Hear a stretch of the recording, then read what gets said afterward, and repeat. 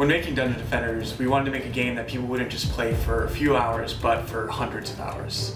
Once we finished the main campaign, we got to work on cramming as much content into the late game as possible. The core of Dungeon Defenders revolves around 13 campaign levels over 4 difficulty modes. Here, you have to defend anywhere from 1 to 4 Eternity Crystals as you work your way from the deepest part of the castle to the rooftops. Each difficulty mode will change the strength and speed of enemies, and of course, the harder it gets, the more experience and better loot you'll gain. In addition to the campaign, there's also a set of challenge missions. In these missions, we take the standard ideas behind tower defense and turn them on their head. There's a challenge where the core will warp around the map and you'll have to build, sell, and rebuild your defenses to keep it protected. There's a challenge where you'll have to protect a friendly ogre, and even a challenge where you're the ones attacking and the enemies are defending.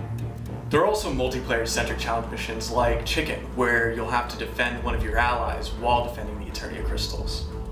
Or Monster Fest, where there are no crystals to defend and it's a race against the clock to slaughter as many enemies as you can. It's in these challenge missions where you'll find some of the best loot in the game. There's even a PvP deathmatch mode called Hall of Heroes. There's Survival Mode, which is your standard infinite tower defense mode.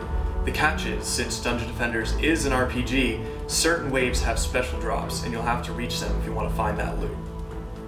Then there's Pure Strategy. This is the most traditional of tower defense modes that we have. Enemies will completely ignore your hero and focus on the crystal. While in the build phase, you'll be able to build and upgrade towers, but in the combat phase, you'll only be able to upgrade.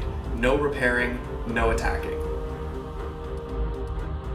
Players will have to have a high level of understanding of the level's layouts and the enemies to master this mode. Finally, there's Mix Mode. This is for the most hardcore players. Here, enemies are randomized and you'll have to be very skilled to get by.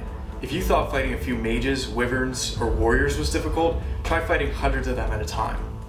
No matter which mode you're playing, Dungeon Defenders will always be a challenge, and there's always something new to do around every corner.